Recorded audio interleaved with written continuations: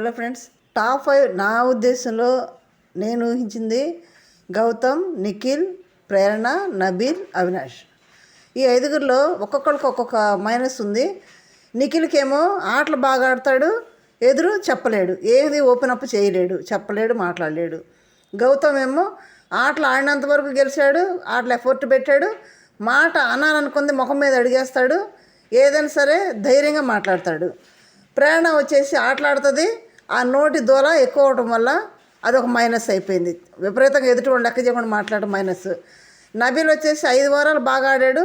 ఎప్పుడైతే wild cards వచ్చి నీ పరిస్థితి ఎలా ఉందని చెప్పారు, అప్పటి నుంచి ఏం మాట్లాడితే ఏమైద్దో, ఏమంటే ఏమవుతుందో, ఎవరు ఏం తీసుకుంటారో, ఎవరి మధ్యలోకి ఏమైద్దో అనేది మైండ్లో పెట్టేసుకొని ఆట తన ఆలోచనతోటి ఆటను దిగదారుస్తూ వచ్చాడు.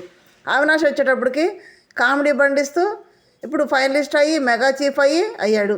అసలుకైతే పృథ్వీ ఎలిమినేట్ అవ్వాల్సినోడు కాదు, అవినాష్ ఎలిమినేట్ అవ్వాలి. కానీ ఆ ఫైనలిస్ట్ గెలుచుకున్నాడు కాబట్టి అవినాష్ ఉన్నాడు, పృథ్వీ వెళ్ళాల్సిన పరిస్థితి వచ్చింది. నా అనాలిసిస్, డీప్ అనాలిసిస్లో వీళ్ళకున్నటువంటి మైనస్లు ఒక్కొక్కటి చెప్పాను. మీరేమనుకుంటున్నారో కామెంట్ రూపంలో తెలియజేయండి.